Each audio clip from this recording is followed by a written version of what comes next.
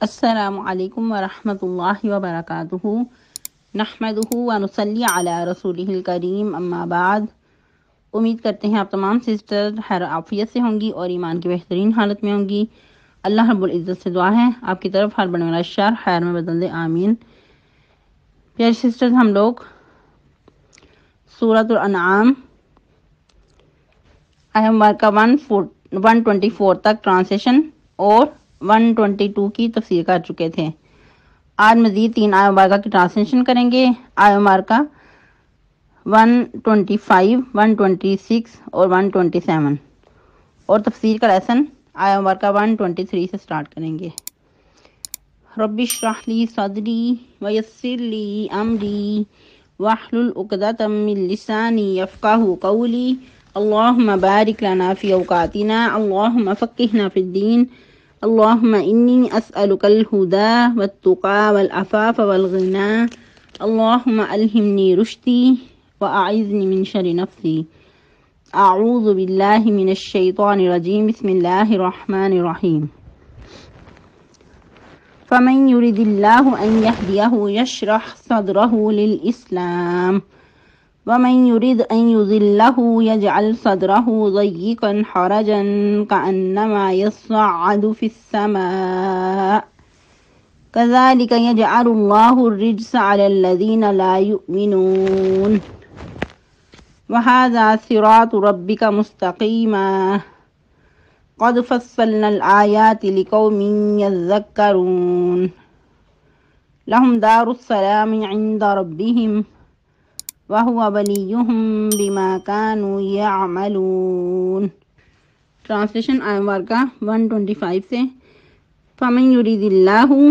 ان یہدیہ، اور جس شخص کے لیے ارادہ کرے اللہ تعالیٰ، ان یہدیہ یہ کہ اس کو ہدایت دے، یشرح صدرہ للاسلام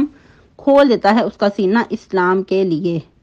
ومن یرید اور جس کے لیے ارادہ رکھے، ان یضلہ یہ کہ اس کو بھٹکا دے، یجعل صدرہ ضیقا کر دیتا ہے اس کا سینہ گھٹا ہوا، خارجن بہت تنگ، کانما گویا کہ وہ یصعد فی السماء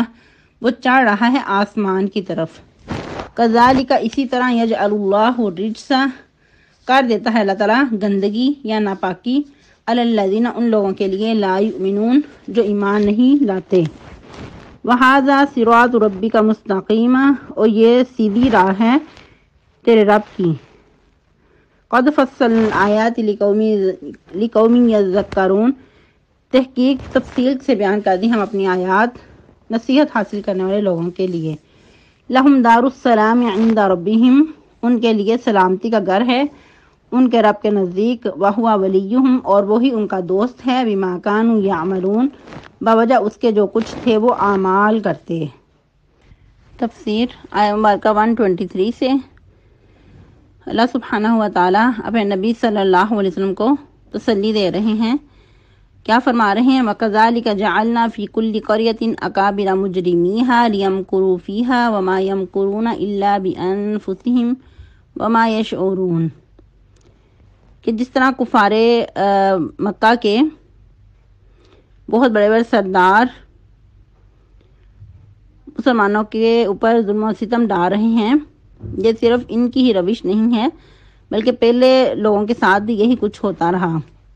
جو پہلی امتیں گزر چکی ہیں، پہلی بستیاں تھیں، ان کے اندر بھی بہت بڑے بڑے مجرم تھے، اکابر مجرمیہا بہت بڑے بڑے مجرم جو کہ مکر کیا کرتے تھے اس میں، یعنی کہ یہ لوگ تو کچھ بھی چالیں نہیں چلتے، جو پہلے لوگ تھے ان کے اندر بہت بڑے بڑے مجرم تھے، وہ اس سے بھی بڑی بڑی چالیں چلتے تھے، لیکن ان چالوں کا نقصان کیا ہوا؟ وما یمکرون الا بانفسہم نہیں ان کی چالیں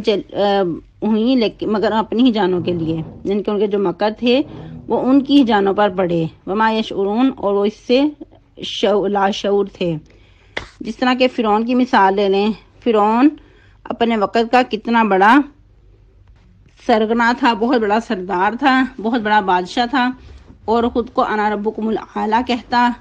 اور دوسرے لوگوں کو اس نے دبا رکھا تھا، لیکن آج وہی فرعون جو اتنی بڑی طاقت کا مالک تھا کیسے عبرت کا نشان بنا ہوا ہے، اور رہتی دنیا تک یہ اسی طرح عبرت کا نشان بنا رہے گا، کیونکہ اللہ سبحانہ و تعالیٰ نے کیا فرمایا، الیوم ننجیک ببدنک، کہ آج کے دن ہم تیرے بدن کو نجات دے دیں گے، لتکون لمن خلفک آیہ، تاکہ تو پچھلے لوگوں کے لیے عبرت کا نشان بنے۔ پھر مزید آگے بڑھیں تو قارون کو دیکھ لیں۔ قارون کے خزانے کی چابیاں اتنی بڑی تھیں، اتنی زیادہ تھیں کہ بہت بڑی جماعت کو اٹھانا مشکل تھی۔ آل ٹائم ایک بہت بڑی جماعت اس کی چابیوں کو اٹھائے رکھتی۔ تو پہلے جو بہت بڑے بڑے جابر بادشاہ تھے وہ بہت ہی بڑے بڑے مکر بھی کرتے تھے، لیکن ان کے مکر کا وبال ان کی جانوں پہ پڑا۔ تو اے نبی صلی اللہ علیہ وسلم، آج اگر یہ لوگ آپ کو ستا رہے ہیں، مشرکین مکہ آپ کو طرح طرح سے تکالیف دے رہے ہیں، مسلمانوں پہ ظلم و ستم ڈال رہے ہیں، ان کا ایمان لانا ان کو ایک آنکھ نہیں باتا، تو یہ طاقتیں زیادہ دیر پنپتی نہیں رہیں گی۔ ایک وقت آئے گا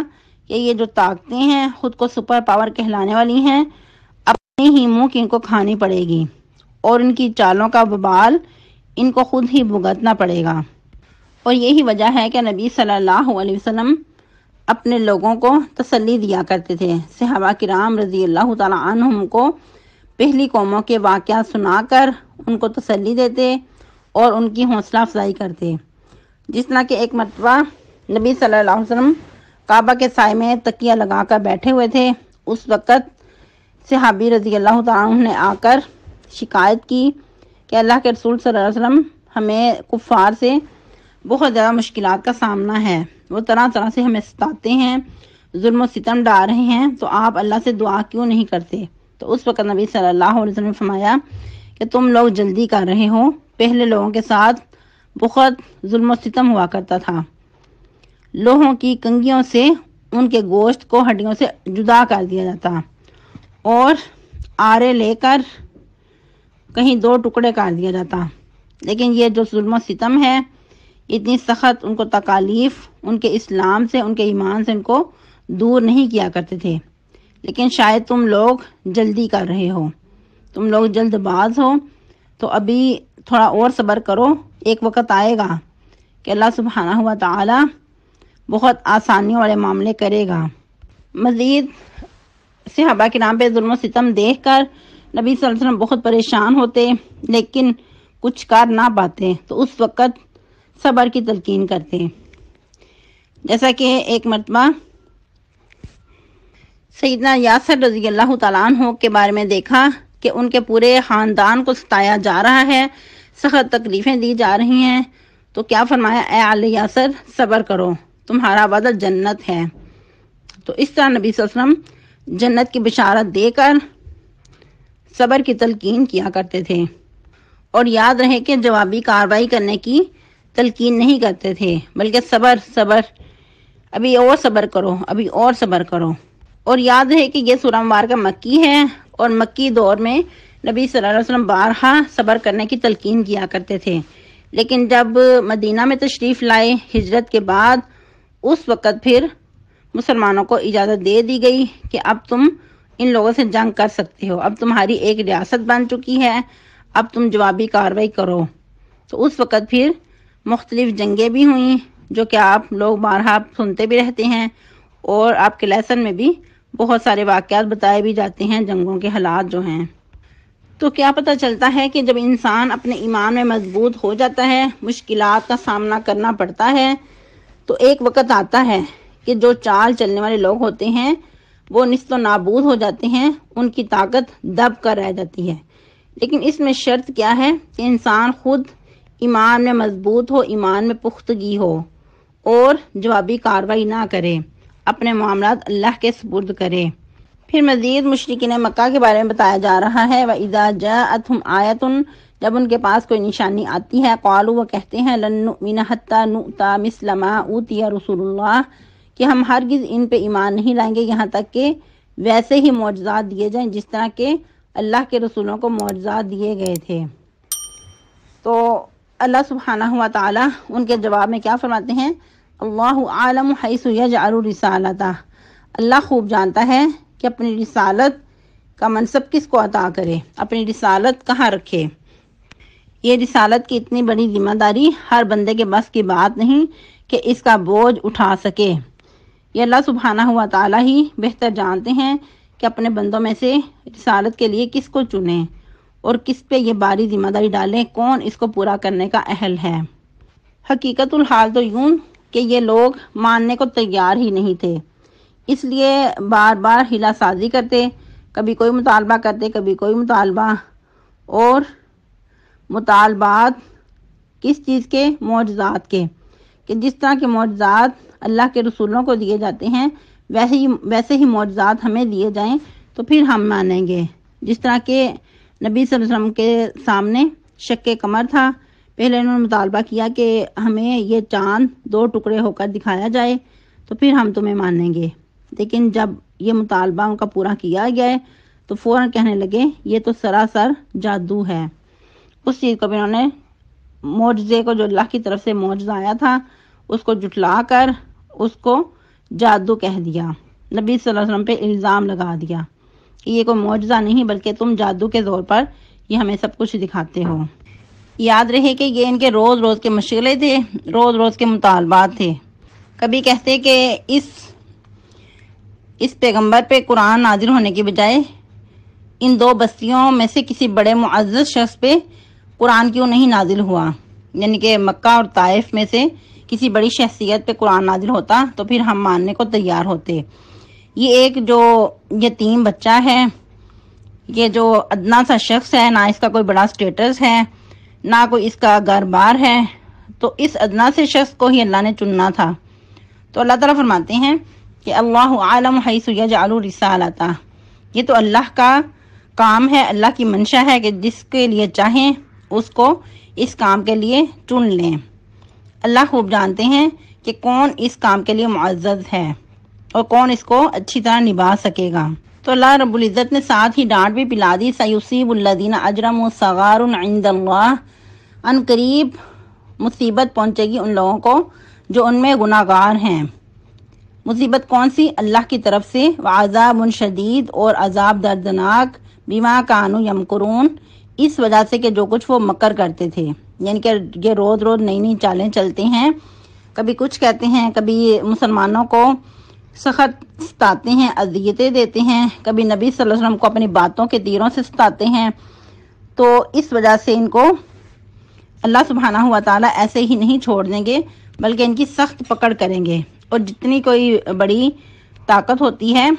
اتنی بڑی اس کے لیے سزا بھی ہے، اتنا بڑا اس کے لیے عذاب ہے۔ جو جتنی بڑی طاقت اللہ کے سامنے کھڑی ہوتی ہے اتنا ہی وہ اللہ کے لیے غضبناک ہے۔ اور پھر ان کو ان کی چالوں کی سزا صرف دنیا میں ہی نہیں ملتی بلکہ آخرت میں بھی، وعذاب شدید، اور ان کے لیے آخرت میں بھی سخت ترین عذاب ہے ان کی چالوں کی وجہ سے۔ جو کچھ وہ کرتے تھے یہ اللہ کا کوئی ان پہ ظلم نہیں ہے بلکہ یہ اسی کے لیے مستحق تھے۔ جو کچھ دنیا پہ یہ مسلمانوں کو ستاتے رہے، اللہ کے انبیاء کو، پیغمبروں کو ستاتے رہے، تو اس کی سزا ان کی یہی بنتی تھی کہ ان کو سخت ترین عذاب سے دوچار کیا جائے۔ آج کے لیے اتنی کافی ہے، یہ ہم لوگ 2 آیہ مبارکہ کی تفسیر کر چکے ہیں، آیہ مبارکہ 123 اور 124، اور ٹرانسلیشن کا لیسن آیہ مبارکہ 127 تک۔ سبحانک اللہم ربنا وبحمدک، نشہد ان لا الہ الا انت، نستغفرک نتوب الیک۔ اور بہت اہم آپ لوگوں سے ریکویسٹ کہ لیسن لازم سنایا کریں، لیسن کوئی زیادہ مشکل نہیں ہے، بہت آسان اور بہت تھوڑا دیا جا رہا ہے، تو پھر آپ لوگ اس معاملے میں کیئرفل رہیں، بہت آپ لوگوں کی طرف سے سستی ہو رہی ہے۔ اللہ سبحانہ و تعالی ہم سب کا حامی و ناصر ہو۔ والسلام علیکم ورحمۃ اللہ وبرکاتہ۔